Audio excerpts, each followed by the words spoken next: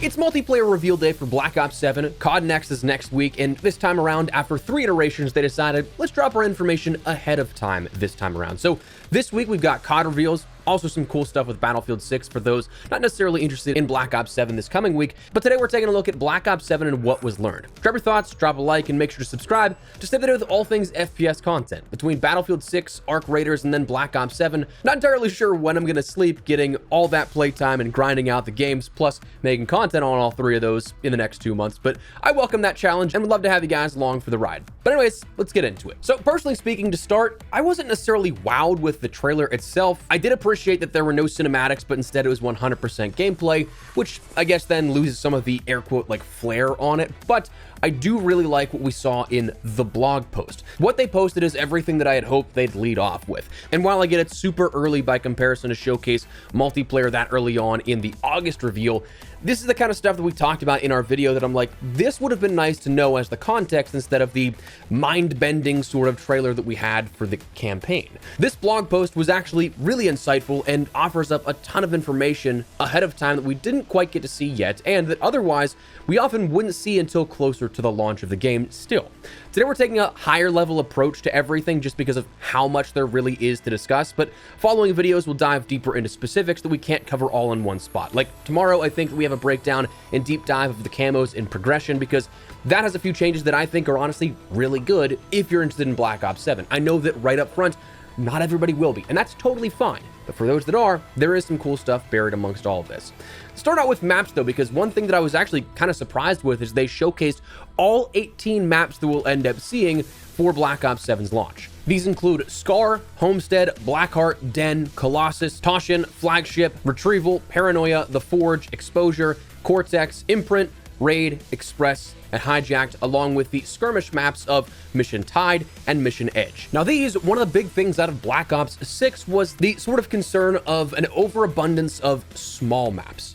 Now, there are a few small maps that we see listed for launch, 2 of which are playable in the beta, but there's only 5 maps of the 18 that we have at launch that are designated as small maps. You have 5 small maps, 10 medium maps, 1 large 6v6 map, and then 2 large skirmish maps of Mission Edge and Mission Tide, those being 20v20. So naturally being larger than something you'd see like a Stakeout or something like that. So you're not going to see anything even remotely close in that game mode to the size and scale of what we see for most Black Ops 6 maps. But 10 medium maps of Exposure, Imprint, The Forge, Toshin, Colossus, Den, Homestead, Scar, Express, and Raid, I think is definitely a nice sort of opposite side of the coin for what we saw with Black Ops 6, because we had so many things that seemed like meat grinder maps within Black Ops 6 that this should open things up a little bit and make the pace of play a little more bearable for a lot of people. Now, until we get hands-on with all these, we don't quite know.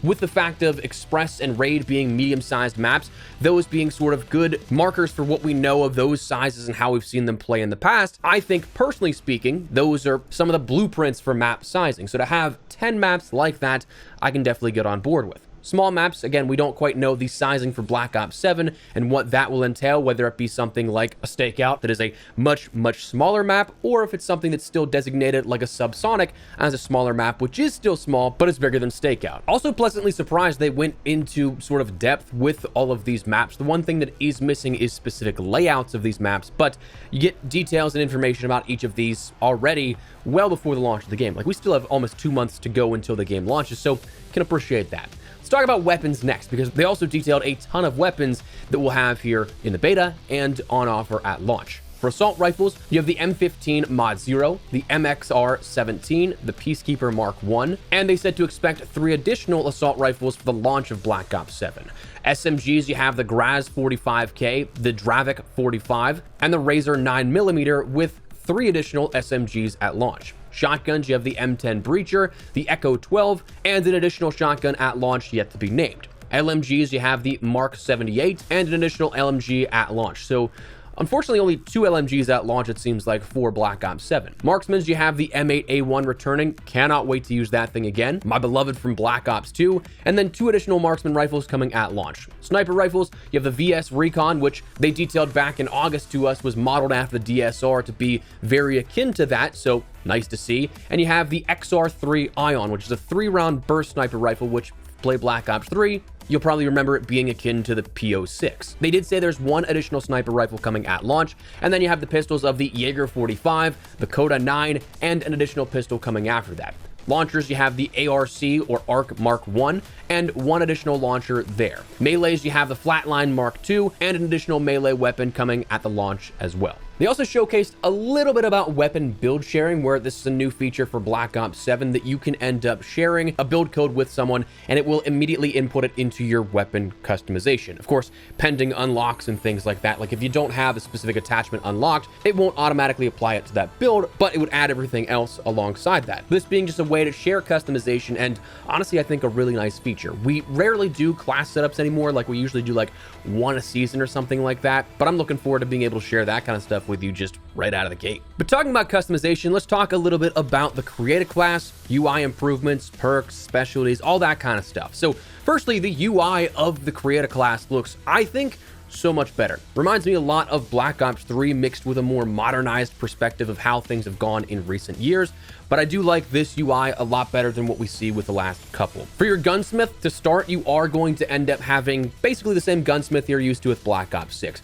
You end up having those 5 attachments. If you take the wild card of gunfighter, you end up having 8 attachments available to work with, so that stuff stays the same. Nothing you really have to worry about learning new there. Perks, we end up learning about all of our perks actually within Black Ops 7, plus a little bit about their new specialty system. So to start, perk 1 slots include Gung-Ho, Dexterity, Lightweight, Cold-Blooded, Ghost, Ninja, Tech Mask, Flak Jacket, and Shadow. All of those being some form of another perk you've seen before. The only one you might not know offhand is Shadow, which is undetectable by enemy traps and mines. Tac Mask is now Tech Mask. But perk 2, you end up having Scavenger, Assassin, Close Shave, Hunter's Instinct, Vigilance, Blast Link, Engineer, Fast Hands, and Gearhead. Again, only one of these being something that's like brand new per se, or you might not recognize a whole ton, that being Blast Link, which your explosive damage will mark enemies on your minimap, granting this benefit to all allies, and you can earn additional score when they deal explosive damage. Your perk 3 slot will include Tac Sprinter, Bankroll, Bruiser, Looper, Vendetta, Tracker, Quartermaster, Charge Link, and Guardian. This having a couple of newer ones here. Tac Sprinter obviously being something that allows you to tac sprint. Looper allows you to gain the ability to re-earn score streaks in the same life, looping those around. Charge Link will allow for faster field upgrade charge rates, but also grants that benefit to your team allies as well, and you'll earn additional score when nearby allies to you used their field upgrade. And Guardian will allow for faster healing while capturing and holding objectives, and you can revive down teammates faster in the event of game modes that have reviving. Now, your combat specialties, you think of the system from Black Ops 6, it is returning in Black Ops 7 with a slight twist here on this. Instead of needing all 3 perks, or 3 of your 4 perks if you have perk greed active, instead of having 3 perks needed in the same classification, you can end up only needing 2 for a hybrid specialty. The 3 still exists, which we'll get to in a second, but the hybrid specialties are new in Black Ops 7. However, that 2 is a stipulation of these perks only being a part of 1, 2, and 3. Your perk greed slot no longer counts towards a hybrid specialty. So you end up having the hybrid specialties of Scout, Tactician, and Operative. Scout is an offensive and stealth hybrid where when you get an elimination with a bullet, you stay completely hidden from enemy minimaps for 5 seconds, and additional eliminations during this period reset that timer. So if you get another kill at like 3 seconds on that timer, it goes back up to 5 seconds. The Tactician hybrid specialty is a support and offensive hybrid where when you earn assists, you earn bonus score from bullet eliminations for 10 seconds, and your operative hybrid specialty is a stealth and support hybrid, meaning you earn your field upgrade charge from stealthy eliminations and suppressed weapons, melee eliminations, and eliminations while out of the line of sight, along with other cases count as stealth elims. But that said, that's your hybrid specialties, but that doesn't mean that we end up losing the ability to have all 3 as a main specialty, your core specialty. You still have the Enforcer, Recon, and Strategist specialties coming from Black Ops 6 into Black Ops 7. Now, one big question mark still that comes along with this is, does perk greed count towards that sort of overall major specialty, the core specialty? Because that doesn't seem to be clarified within this blog post, but requiring all 3 is something that may force your hand to get that better bonus, to get that sort of more core class set as they're going for. So I'd be curious to see if that's something that is the case. That'll probably be cleared up at next when we actually get hands-on with the game.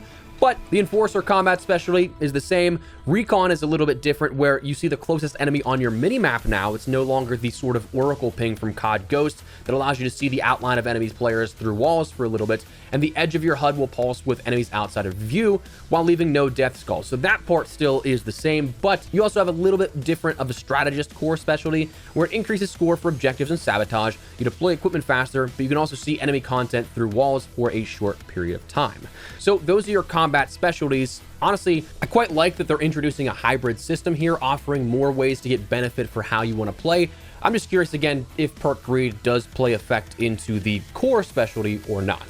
Next, overclocking. This is something that at a baseline, we won't go too far into it because there's so many things that do have overclocks available. We'll touch on that at a later point probably, but overclocking is going to be something that is applicable to tacticals, lethals, field upgrades, and score streaks. Basically what this is, if you remember back to Advanced Warfare, you could customize things like score streaks. You could end up having longer durations for UAVs or something like that, or reinforced health on specific things for those streaks. It's essentially that type of stuff. You have 2 overclock options for those tacticals, lethals, field upgrades, and score streaks that will provide a variety of different gameplay upgrades or deviations from what they normally do at their base. These can be applied and then activated in-game. But in the interest of time, again, we'll probably touch on those in a deeper dive later down the line. Wildcards you do end up having returning, of course, with a Black Ops game. You have Overkill, Prepper, High Roller, Fly Swatter, Tac Expert, Gunfighter, Perk Read, Danger Close, and Specialist. These, of course, all being some variation of something we've seen already. Overkill allowing you to take another primary weapon, or they detailed if you do want to take 2 secondaries, you can use it as an underkill as well, where you can take 2 pistols. Prepper being something we saw in Black Ops 6, allowing you to take 2 field upgrades. High Roller allowing you to equip a 4th score streak. Fly Swatter allowing you to take a launcher in place of that dedicated melee. Tac Expert giving you more tactical benefits. Gunfighter allowing you to have 3 additional attachments, upwards of 8. Perk Greed allowing you to take a 4th perk. Danger Close allowing you to spawn in with an extra lethal, and then Specialist allowing you to earn perks instead of score streaks. You'll end up getting an additional perk at 200, 400, and 600 score, and then at 1200 score overall. All remaining eligible perks are granted to the player when equipped. And finally, when we talk about create a class and things like that, the firing range is of course returning, but one difference is that you now have the ability to change your attachments directly inside, which is a nice quality of life change. Again, grand scheme of things, it's something like, well, why did it take so long to do this? But whatever the case, it's nice that you're not going to need to bounce back between create a class menu, firing range, create a class menu if you don't like a certain attachment, firing range, create a class menu if you don't like an optic, firing range, that kind of stuff. So nice to see that type of adjustment being made as well. Before we jump into some streaks and modes and things like that, let's talk about some omni movement and innovations for Black Ops 7. Wall jumps, of course, are going to be something that are a part of this, where wall jumps can be chained together upwards of 3 times, but each sequential jump ends up having a loss of momentum, keeping the balance a little bit of that pace. You have optional tac sprint, again, no longer by default, and you also now have a grenade body shield finisher. So where you could take an enemy hostage as that body shield in Black Ops 6, you can now attach a grenade to them, push them away, get the kill on either that player, or if you can push them into a group of players, get a multi-kill out of that. Honestly, thinking about that, that's probably going to be something that is a part of the 100%er grind, which don't know if I'm looking forward to that, but anyways, that's going to be here in Black Ops 7. Streaks you'll end up having the Scout Pulse, RCXD, UAV, Skewer, Care Package, Counter UAV, LGM, Napalm Strike, Sentry Turret, Hellstorm, Hand Cannon, Gravemaker, Dog, Interceptors, Watchdog Helo, HKDs, the Rhino, the VTOL Warship, the Harp, the EMP systems, and finally, the Legion. So you're going to have a lot of different returning and classic score streaks coming back, like your VTOL Warship, very much so looking forward to that coming back. The Legion is your Swarm from Black Ops 2, so very much so looking forward to that as well. And then for multiplayer stuff, let's talk a little bit about modes. The first thing they detailed was a new mode called Overload, which is one of those modes that we ended up playing back in August. And while still technically I can't talk about initial impressions or anything like this just yet about what we played then, what they described is it's kind of like a little bit of a deviation on capture the flag. You have that central objective that you have to deliver to the other team's zone, but instead of a flag, it's the overload device. So thematically a little bit different. And one thing that I did actually really like about this is I don't know if I'm allowed to say this, but I mean, I don't think it's too much of a spoiler. In grand scheme of things, pretty harmless when describing the mode itself. The one thing that I did like was that if you're tied at the end of the countdown timer of round 2, instead of starting an overtime actual round, you end up just playing out the rest of that round with no respawns. So it comes down to a tactical kill-based mode while also still trying to get that objective to the enemy location or zone. So cool little twist on how you end up whittling it down from an end game perspective, but that is the key sort of marquee mode they're bringing to Black Ops 7 that I think is actually pretty good. Again, all in theory, because I can't talk about specific impressions just yet. You also have Team Deathmatch, Domination, Kill Confirmed, and Hardpoint, all available in the beta. Search and Destroy will be there, though they did say it's not in the beta explicitly. There is one disclaimer, though, that says other modes during the beta and including during launch, but are not limited to. So it's possible Search and Destroy could be coming in the beta, but just not listed initially. Then you have Gunfight with Kill Order and Control also coming along. You also have those Face-Off, Domination, Team Deathmatch, Kill Order, and Kill Confirm modes. And then Skirmish is that other sort of marquee mode that you'll have for Black Ops 7. This being the 20v20 mode that is played on larger map locations from Avalon. So you're going to see parts of that map included in the multiplayer experience. So this is larger scale combat, objective focused. We'll see how that plays out. Besides that, that is the core multiplayer experience that was actually revealed as of today. We do have other things like calling cards, events, challenges, all that kind of stuff that we can talk about. But in the interest of time, we'll talk about those in a separate video tomorrow, the next day, whenever we can get around to it this week. But there is still honestly a lot of cool stuff that is in all of this, but it's just, I still think the biggest thing is getting past that entry point of, is this worth $70 for players? If you didn't like Black Ops 6, if you didn't like what we saw the last couple of months, is this enough of a turnaround for Black Ops 7 to be worth it to you? That is all subjective. I can't say yes or no, but it is definitely a tall hurdle that they've created for themselves, despite having, honestly,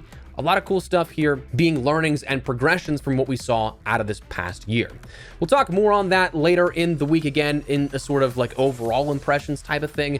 But for the time being, all I can say is if you enjoy looking forward to this game, more power to you. If you don't care for Black Ops 7, you want to play Battlefield 6, more power to you, dude.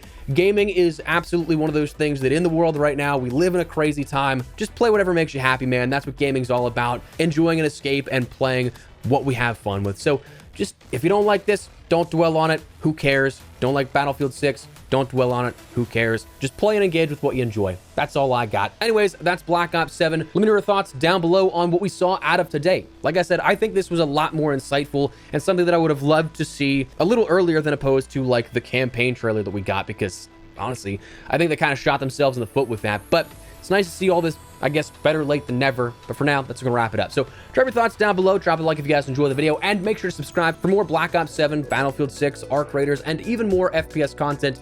The busiest fall on record that I can think of here. So I'm very excited for it. If you'd like to join the community, I'd love to have you along for the ride. But thanks so much for watching. My name is Espresso. I'll see you later.